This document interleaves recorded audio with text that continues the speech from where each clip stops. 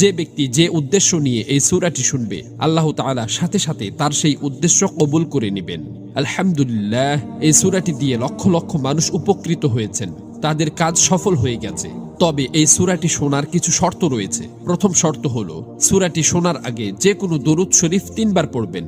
আপনারা চাইলে সাল্লাল্লাহু আলাইহি ওয়াসাল্লাম এই ছোট দরুদটিও পড়তে পারেন।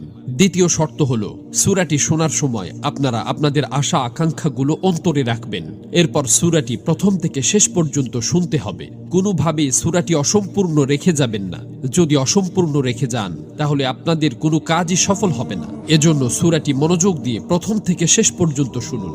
ইনশাআল্লাহ এই সূরা শেষ হওয়ার আগেই আপনাদের সকল কাজ ঠিক হয়ে যাবে, মনের সকল আশা আকাঙ্ক্ষা পূরণ হয়ে যাবে। বিশ্বাস না হলে একবার শুনেই দেখুন, নিজের চোখেই বিশ্বাস করতে পারবেন না। মহান আল্লাহর কাছে দোয়া করি, হে আল্লাহ, যারা পবিত্র কোরআনের এই সূরা